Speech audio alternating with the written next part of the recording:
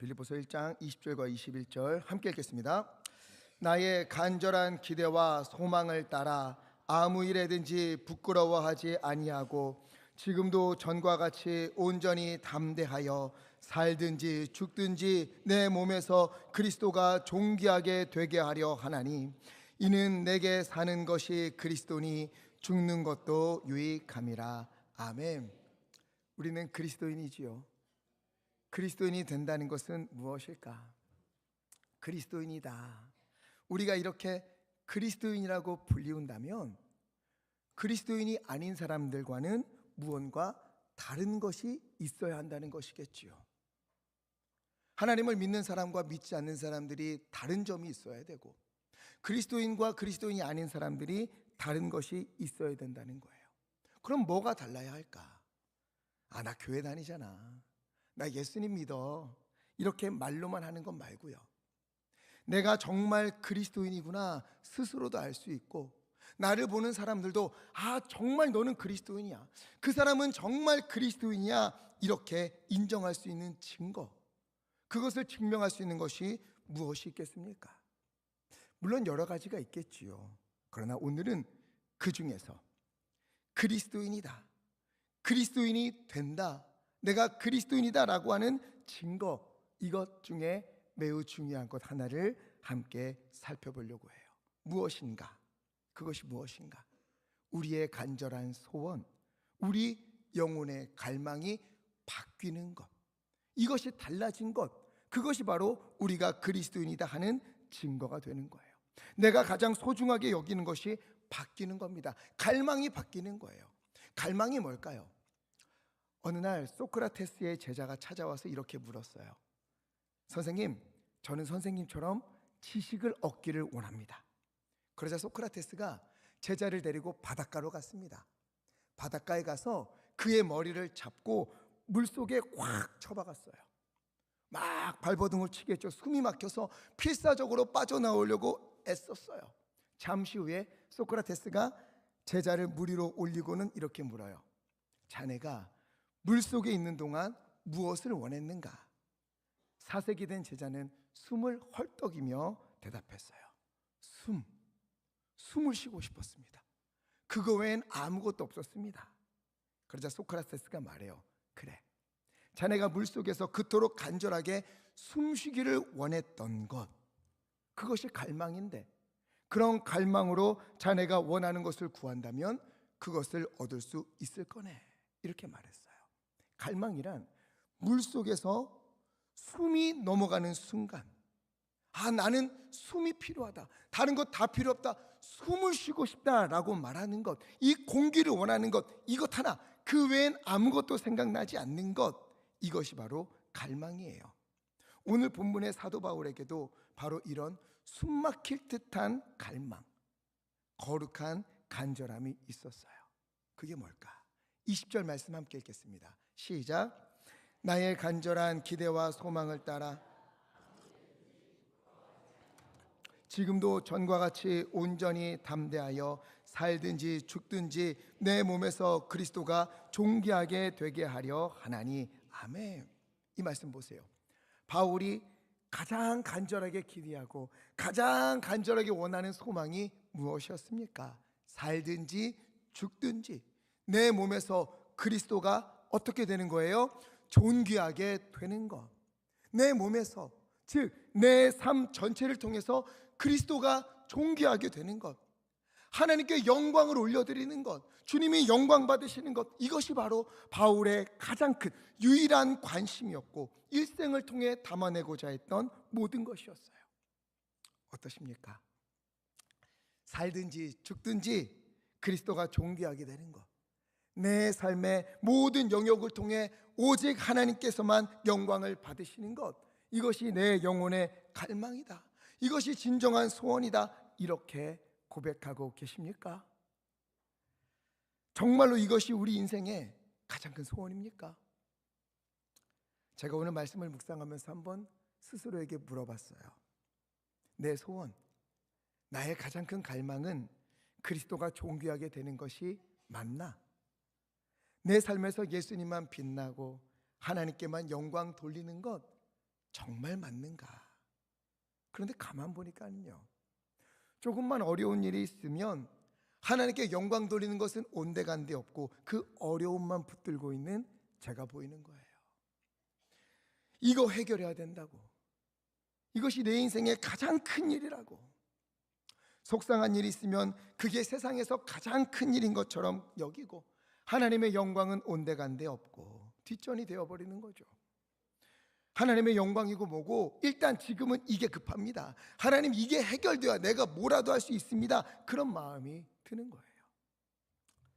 지난주 김장을 우리가 담궜지요. 그래서 여러 교회들에게 방문해서 나누었는데, 그 중에 우리가 섬기는 교회 중에 한 교회가요, 오래된 건물 한 켠에서 예배하고 있었는데 사정이 있어서 더 이상 그곳에서 예배드릴 수 없게 되었습니다.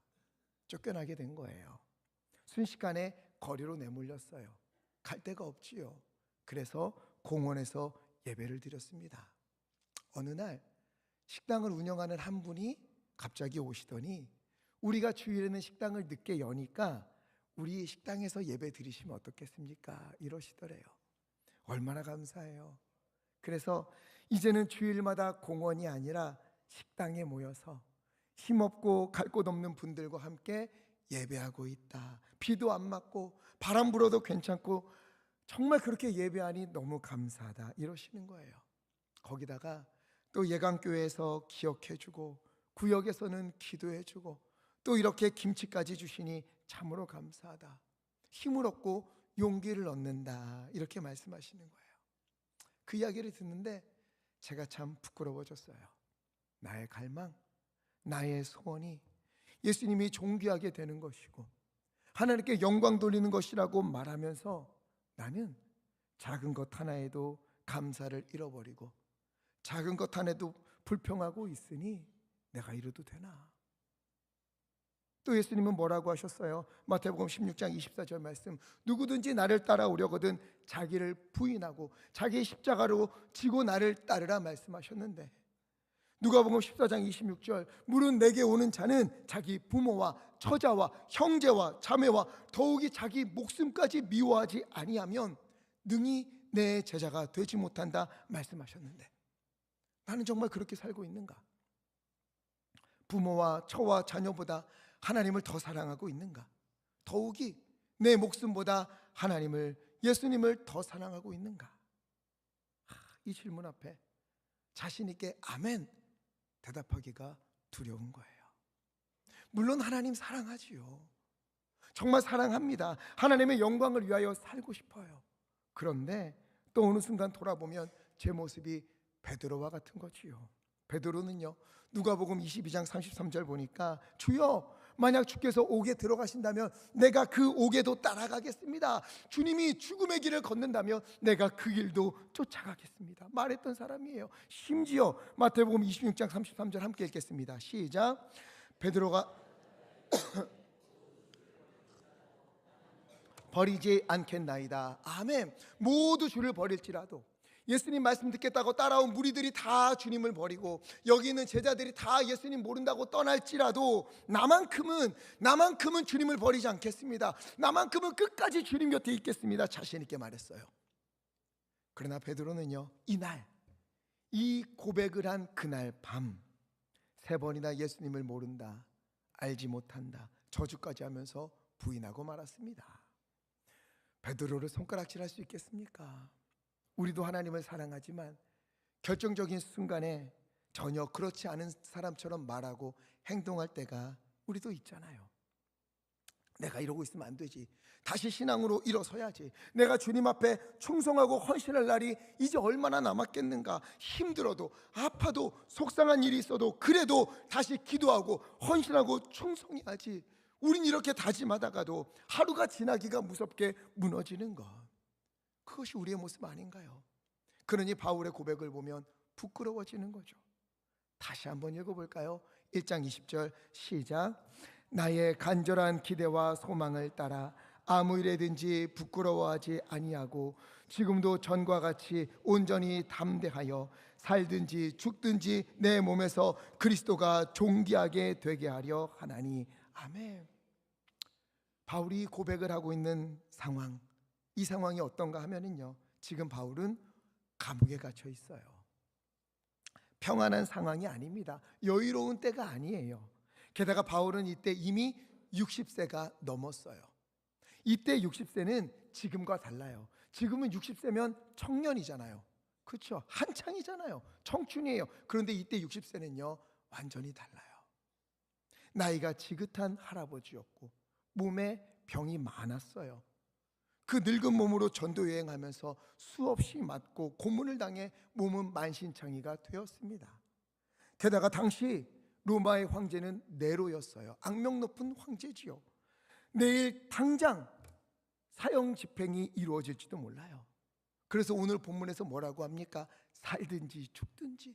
바울이 살든지 죽든지 말하는데, 이거는요 우리가 내가 살아도 주를 위해 죽어도 주를 위해 이렇게 말하는 그런 고백과 달라요. 시적인 표현이 아닙니다.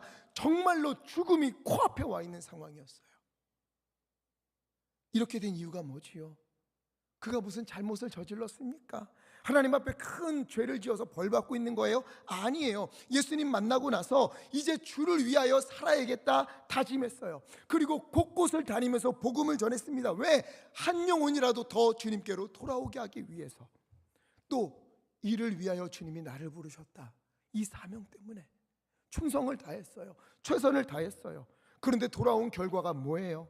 차가운 감옥, 병든 몸, 다가오는 죽음. 예수님께 충성한 결과가 이거란 말인가? 울분이 터질 수도 있는 그런 상황인 거예요. 그러나 바울은 그 순간에도 어떻게 해요? 20절, 아무 일에든지 부끄러워하지 않는다. 지금도 전과 같이 주님을 처음 만났을 때나 지금이나 나는 변함이 없다. 나는 살든지 죽든지, 내가 만약 살아서 밖에 나가면 나가서 복음을 전할 것이고, 만약 내일이 오기 전에 사형장의 이슬이 된다면 그래도 내 몸에서, 내 삶에서 오직 그리스도만 존귀하게 되는 것, 하나님만 영광을 받으시는 것, 이것이 나의 소원이요 나의 갈망이다, 이렇게 외친 거예요. 여러분, 우리에게도 이러한 갈망이 있습니까?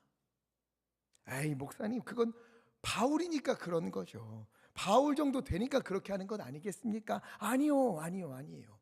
성경은 바울은 이러한 위대한 사람이다, 바울은 너희랑 달라, 바울은 너랑은 달라, 이걸 보여주는 말씀이 아니에요. 오히려 너희도 이 길을 가야 한다, 아니 너도 갈 수 있다, 이렇게 말씀하시는 거예요. 어떻게 가요? 스가랴 4장 6절 말씀, 이는 힘으로 되지 아니하며 능력으로 되지 아니하고 마지막에 오직 무엇으로 되느니라? 나의 영으로 되느니라. 아멘. 바울이 힘이 있어서, 그가 능력이 대단해서 그렇게 할 수 있었던 것이 아니에요. 이걸 갈망할 수 있었던 것이 아니에요. 오히려 그 반대입니다. 갈라디아서 2장 20절 말씀 함께 읽겠습니다. 시작. 내가 그리스도와 함께 오직 내 안에 그리스도께서 사시는 것이라. 이제 내가 육체 가운데 사는 것은 나를 사랑하사 나를 위하여 자기 자신을 버리신 하나님의 아들을 믿는 믿음 안에서 사는 것이라. 아멘. 바울은요, 나는 이제 그리스도와 함께 십자가에 못 박히고, 즉 나는 죽고 나는 사라지고 오직 예수님으로만 살겠습니다, 그렇게 살았어요. 예수님이라면 어떻게 하실까? 말씀으로 나를 읽고 기도로 길을 물으면서 예수님처럼 말하고 예수님처럼 행동하고 예수님을 살아내면서 그의 인생길을 작은 예수로 살아간 겁니다. 그가 힘이 있어서 능력이 있어서가 아니라 오직 하나님의 영으로 성령님께 순종함으로 그 길을 걸은 거예요. 그래서 그의 갈망과 소원과 걸음이 주님을 닮아간 것이고, 또한 살든지 죽든지 하나님께만 영광 돌리는 그 길을 걸을 수 있었던 것입니다. 여러분, 내 힘이 아니에요, 내 능력이 아니에요. 예수님이라면 어떻게 하실까? 이것을 날마다 시간마다 물으면서 예수님처럼 말하고 예수님처럼 행동하고 예수님처럼 살고자 할 때, 이러한 열망과 이러한 갈망이 우리에게 있을 때 우리도 바울과 같이 살든지 죽든지, 건강하든지 병약하든지, 부유하든지 가난하든지 오직 주님만 존귀하게 되기를, 오직 하나님께서만 영광을 받으시기를, 이걸 꿈꾸고 그 길을 걷게 되는 것입니다. 바울만 그렇습니까? 우리 지난주에 보았던 다윗, 이 다윗의 갈망은 무엇인 줄 아세요? 시편 27편 4절 함께 읽겠습니다. 시작. 내가 여호와께 바라는 한 가지 일, 내 생에 여호와의 집에 살면서 여호와의 아름다움을 바라보며 그의 성전에서 사모하는 그것이라. 아멘. 이 말씀을 잘 보세요. 다윗이 가장 원하던 게 무엇이었는가? 내가 여호와께 바라는 한 가지 일, 하나만 구할 수 있다면 나는 이것을 구할 텐데, 가장 소원하고 갈망하는 것은 내 평생에 여호와의 집에 살면서, 그는요 여호와의 집에 살기를 원했어요. 손님처럼 왔다 가는 게 아니에요. 필요할 때 만났다가 일이 끝나면 멀어지는 그런 사이가 되기를 원한 게 아니에요. 손님이나 방문객이 아니라 가족과 같이, 어쩌면 부부와 같이, 또는 부모와 자녀와 같이 늘 함께 있고 싶었어요. 하나님 곁에 있고 싶었어요. 그래서 여호와의 아름다움을 바라보며 하나님의 사랑과 자비와 위대하신 하나님을 날마다 바라보면서, 하나님이 뭘 주셔서가 아니라, 어떤 일을 이루어 주셔서가 아니라, 아버지이시기에, 하나님이시기에 그저 하나님만 생각해도 좋고 곁에 있고 싶고 바라만 볼 수 있어도 나는 행복하다 노래하는 거예요. 그래서 그의 성전에서 사모한다. 이 사모한다는 말은 찾다, 여쭙다라는 뜻을 가지고 있어요. 그래서 주님께 날마다 가서 여쭙는 것, 어떤 작은 일이라도, 아이가 아빠에게 쪼르르 달려가서 아빠 이건 어떻고 이건 저렇고, 나는 지금 어떻고 막 다 이야기하고, 그래서 나는 이렇게 해야 되지 저렇게 해야 될지 여쭙고, 이렇게 하는 게 좋을까요 저렇게 하는 게 좋을까요 물으면서, 그래서 주님의 뜻대로 살고 싶다, 이것을 노래하는 거예요. 내 뜻이 아니라 아버지의 뜻을 따라 살고 싶다. 이러한 갈망이 그가 가장 바라는 한 가지 일이라는 거예요. 다윗도요, 그의 인생이 얼마나 고달팠습니까? 그의 어린 시절에 그는요 집에서 인정받지 못하고 외면당하는 아들이었지요. 골리앗을 무찌른 이후에는 사울을 피해 광야로 도망 다녀야 됐어요. 왕이 된 이후에는 평화를 위하여 전쟁을 치러야 됐고, 또 얼마 후에는 아들 압살롬을 피해서 또다시 피난길에 올라야 했습니다. 그의 인생에 두 발 뻗고 평안히 잘 수 있었던 날이 손에 꼽아요. 그렇다면 주여 이 광야의 길을 끝내주옵소서. 이제는 전쟁이 아니라 평화를 누리고 싶습니다. 내게 고난을 멈추어 주옵소서. 이것이 그의 가장 큰 소원일 것 같은데 아니었어요. 다윗은 바로 이때에 더 큰 갈망, 더 큰 소원을 그 마음에 품어요. 고난이 멈추는 정도가 아니라, 전쟁이 끝나거나 광야의 길을 마무리하는 정도가 아니라, 나는 주님의 집에 살면서 주님을 바라보면서 사소한 것 하나하나 주께 물으면서 살기 싶습니다. 왜 그렇게 물어요? 주님 뜻대로 살고 싶어서. 이것이 그의 소원이요 갈망이었던 겁니다. 이러한 바울과 다윗을 보면서 대단하다, 역시 성경의 인물들은 다르다, 나와는 달라 하는 거리감이 느껴집니까? 오늘 이 거리감이 좁혀지기를 간절히 바랍니다. 이 거리감이 좁혀져야 돼요. 그것이 오늘 주님이 주시는 말씀이고 또한 저의 간절한 소원이기도 합니다. 즉 바울과 다윗은 정말로 하나님을 사랑했구나, 그들 믿음을 본받을 만하구나, 이 정도에서 멈추는 것이 아니라 우리의 또 갈망은 어떻게 되는가? 나도 다윗처럼 하나님을 사랑하고 싶다. 아니, 다윗보다 더 하나님을 사랑하고 싶다. 바울처럼 하나님의 영광을 위하여 살고 싶다. 아니, 바울보다 더 하나님의 영광을 나타내는 인생이 되고 싶다. 이런 갈망이 우리 가운데 불일 듯 일어나기를 간절히 축복합니다. 이것은 생각하는 것으로 되지 않아요. 그저 기도만 한다고 되는 것이 아닙니다. 다짐으로만 되는 것이 아니에요. 이를 위해서 해야 될 일이 있어요. 그것이 무엇인가? 우리 또 한 번 읽을게요. 1장 20절 자꾸 읽는 이유가 우리가 외웠으면 좋겠어서 20절 다시 한번 읽겠습니다. 시작. 나의 간절한 기대와 소망을 따라 지금도 전과 같이 온전히 담대하여 살든지 죽든지 내 몸에서 그리스도가 존귀하게 되게 하려 하나니. 아멘. 잘 보세요. 나의 간절한 기대와 소망을 따라 아무 일에든지 어떻게 하지 않고 부끄러워하지 아니하고. 이 표현이 얼마나 좋은지 몰라요. 바울은요, 아무 일에든지 어떠한 일이 있든지 부끄러워하지 않았다는 거예요. 부끄러워하지 않았다. 이 말은 뭐지요?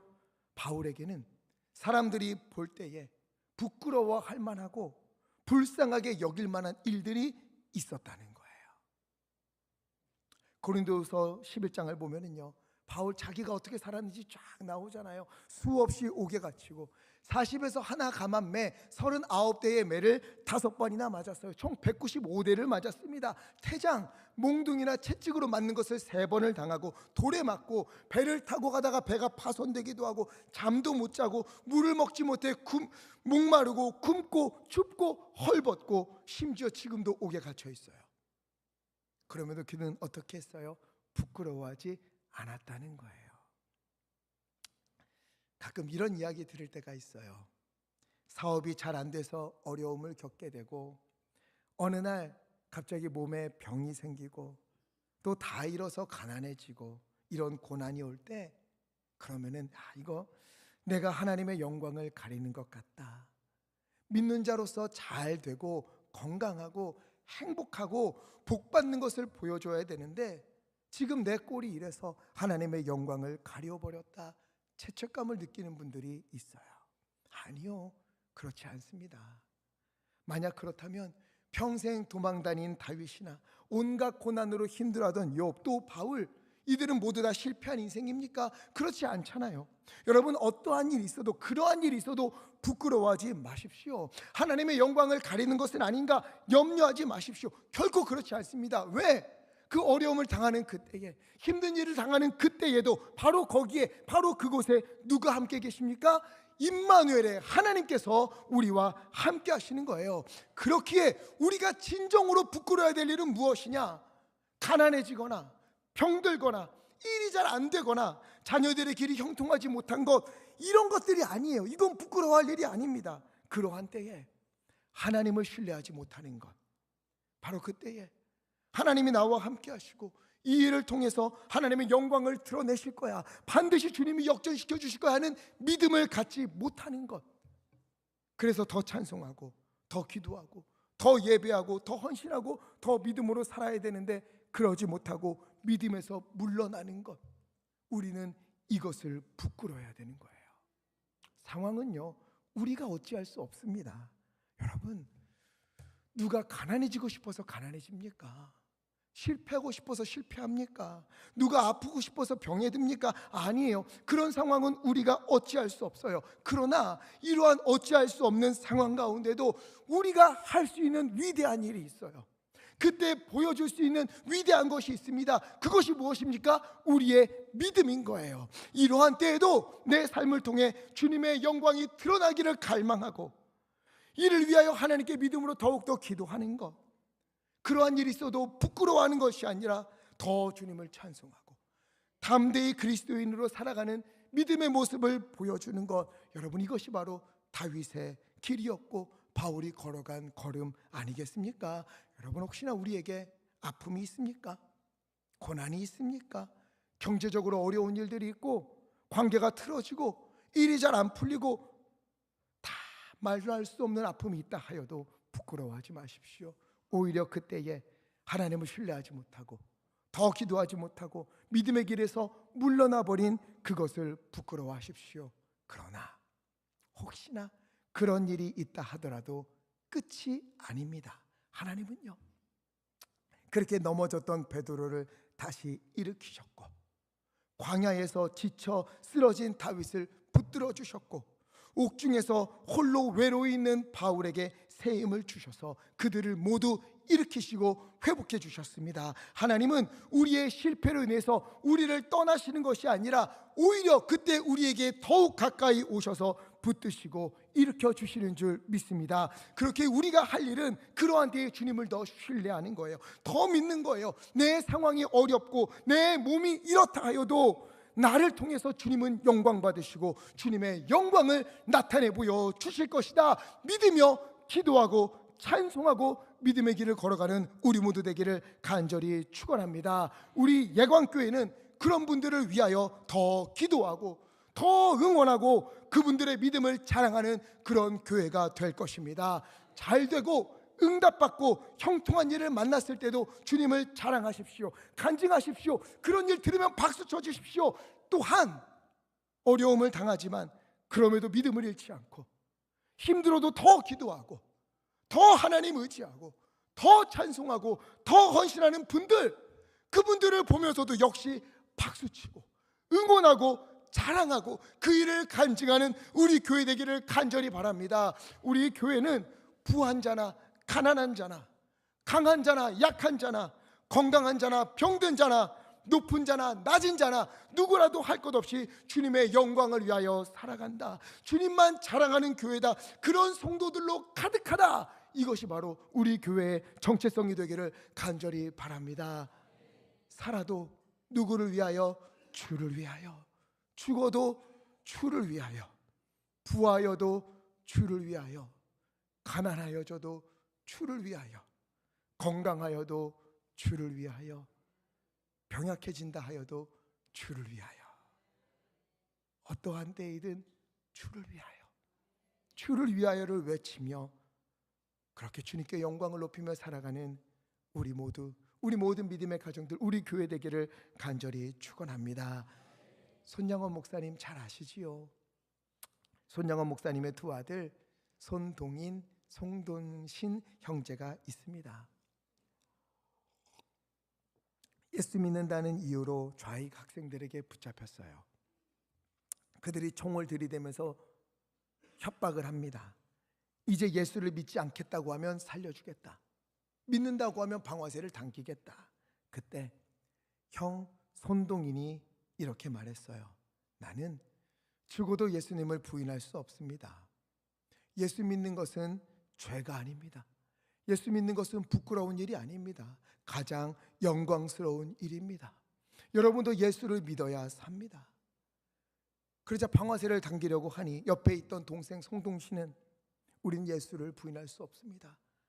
그러니 형 말고 나를 대신 죽이십시오. 나를 죽이십시오.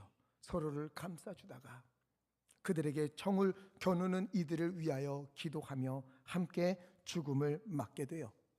손영원 목사님은 한날 한시에 두 아들을 잃었어요. 이 소식을 듣고 목사님과 사모님은요 충격에 빠집니다. 실신할 정도였어요.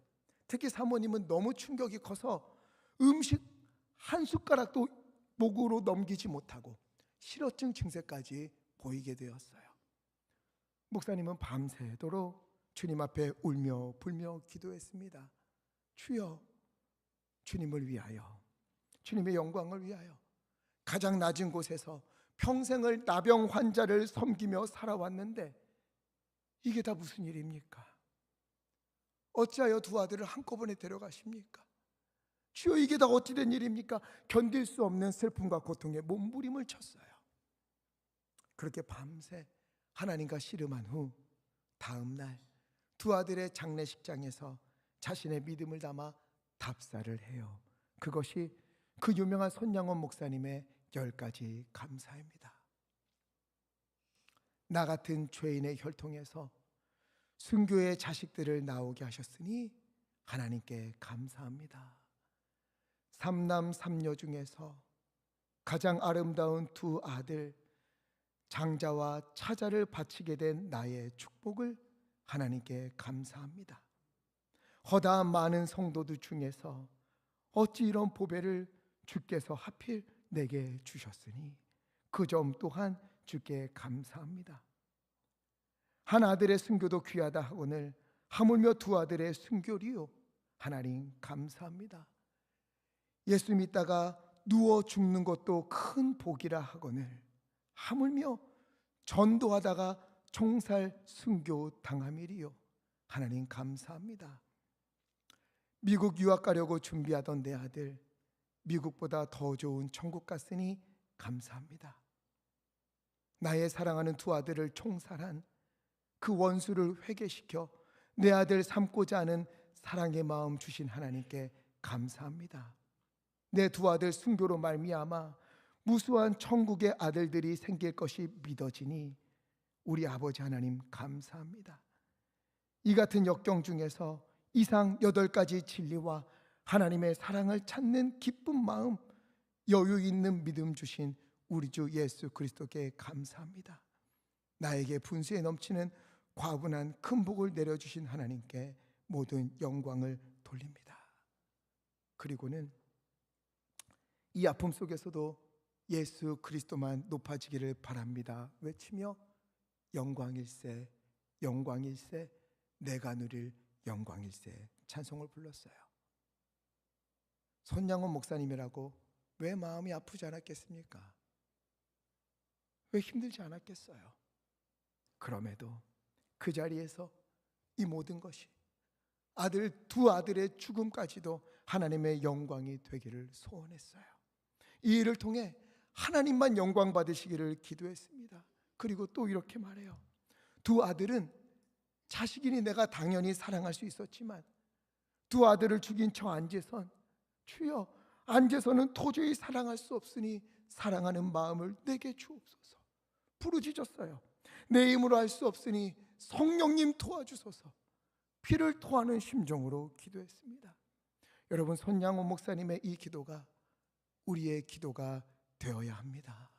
주여 내 힘으로 할 수 없으니 도와주소서. 내 힘으로는 이러한 상황에서 감사가 나오지 않으니, 찬송이 나오지 않으니, 주님의 영광을 나타내지 못하니, 그것이 내 갈망이 되지 못하니 주여 도와주소서. 주님, 성령님 나를 붙잡아 주소서. 이 기도가 오늘 우리의 간절한 기도가 되기를 바랍니다. 우리에게 있는 모든 일, 모든 상황에서 때로는 웃음이 나오는 일이 있다 하여도, 혹은 눈물이 멈추지 않는 일이 있다 하여도, 힘이 나는 일이 있어도, 혹은 힘을 낼 수 없을 만큼 주저앉아 있는 상황 가운데 있다 하여도, 어떠한 일이 있어도 여러분 바로 그곳에서 주님의 도우심을 간구하며 주님의 열망을 갈망하며 기도하면서 그 길을 걸어가는 우리를 통해 주님께서 영광 받으시고 바로 그곳에 주님의 영광을 드러내어 주실 줄 믿습니다. 이제 다음 주면 대림절, 대강절이 시작이 돼요. 예수님의 오심을 기다리는 시간이지요. 대강절이 온다는 것은 또 무엇을 의미합니까? 올해의 마지막이 다가오고 있다는 거예요. 벌써 2025년이 다 끝나가고 있습니다. 여러분, 2025년의 마침표를 어떻게 새기시기를 원하십니까? 내 몸에서, 내 삶에서 그리스도의 존귀, 하나님께 영광 돌리는 그런 믿음의 갈망으로 새겨지기를 간절히 바랍니다. 지난주에도 말씀드렸지요. 하나님은 우리 아픔의 얼룩, 고난의 얼룩을 하나님의 은혜의 흔적으로, 주님의 영광의 흔적으로 바꾸어 주실 것이다. 우리 인생에 주님의 흔적으로 가득하기를 간절히 축원합니다. 갈라디아서 6장 17절 함께 읽겠습니다. 시작. 이후로는 누구든지 나를 예수의 흔적을 지니고 있노라. 아멘. 내가 내 몸에 예수의 흔적을 지니고 있노라. 돈을 다 잃어버렸어도, 인생이 잘 풀리지 않고 살기 어려운 형편들이 온다 하여도, 그래도 내 몸에는 예수의 흔적이 있다.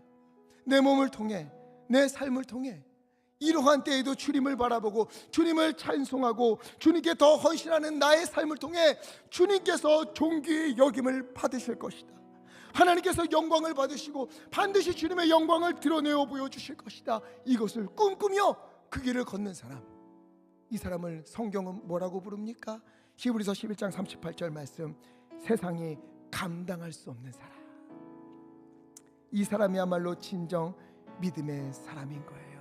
여러분, 오늘 우리에게 이러한 기대와 간절한 소망이 넘쳐나기를 간절히 바랍니다. 주님의 영광을 위한 간절한 기대와 소망이 우리에게 불타올랐으면 좋겠어요.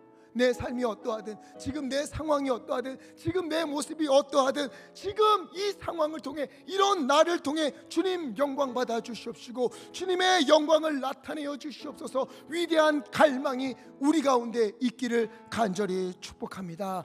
그런 우리를 통해, 그 믿음의 길을 걷는 우리를 통하여서 살든지 죽든지 주의 영광을 위하여 살아가는 우리를 통해 주님의 영광과 주님의 놀라우심과 주님의 치유하심과 주님의 살아계심을 우리 삶 가운데 선포해 주실 줄 믿습니다.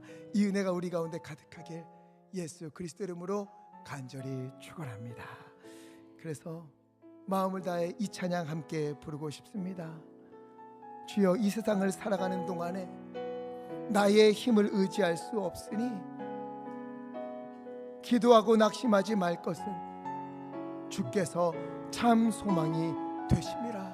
주님, 하나님의 꿈이 나의 비전이 되게 하시고 예수님의 성품이 나의 인격이 되게 하시고 성령님의 권능이 나의 능력이 되게 하셔서 주님의 영광 나타내며 살게 하여 주시옵소서. 우리 믿음으로 함께 찬양하겠습니다. 이 세상을 살아가는 동안에 나의 힘을 의지할 수 없으니 기도하고 낙심하지 말 것은 기도하고 낙심하지 말 것은 주께서 참 소망이 되심이. 주의 길을 걸어가는 동안에, 주의 길을 걸어가는 동안에 세상의 것 의지할 수 없으니, 세상의 것 의지할 수 없으니 감사하고 낙심하지 말 것을 주께서 참 기쁨이 되심이. 아멘. 하나님의 꿈이 나의 비전이 되고 예수님의 성품이 주님 나의 인격이 되고 성령님의 권능이 나의 능력이 되길 원하고 바라고 기도. 하나님의 꿈이 아버지 나의 비전이 되고 예수님의 성품이 주님 나의 인격이 되고 성령님의 권능이 나의 능력이 되길 원하고 바라고 기도합니다. 우리 시간 함께 말씀을 기억하며 기도하기 원합니다. 기도할 때에 주여, 내 모든 삶 가운데, 내 상황 가운데 오직 하나님께만 영광 올려드리기를 원합니다. 내 모습이, 내 상황이 부끄러운 것이 아니라 그러한 때에 믿음으로 살지 못하고 더 주님을 신뢰하지 못하는 것, 그것을 부끄러워하면서 주님만 바라보며 주님의 영광을 위하여 살든지 죽든지 오직 주님만을 위하여 살아가는 우리 되게 하여 주시옵소서. 우리 주여 힘차게 해주시고 합심하여 함께 기도하겠습니다. 주여,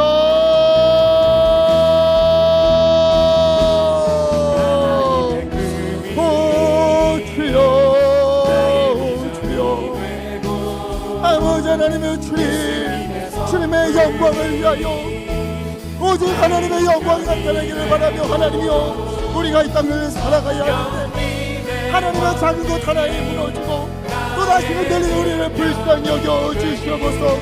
하나님의 내 상황이 어떻고 내 모습이 어떻고 그것을 부끄러워하는 것이 아니라 그때에 주님을 믿지 못하고 그때에 주님을 신뢰하지 못하고 그때에 하나님께 의심하지 못하는 우리를 부끄러워하면서 아버지 믿음으로 다시 믿음의 길을 걷게 오라오나니 하나님 붙잡아 주시고 주장하여 주시옵소서.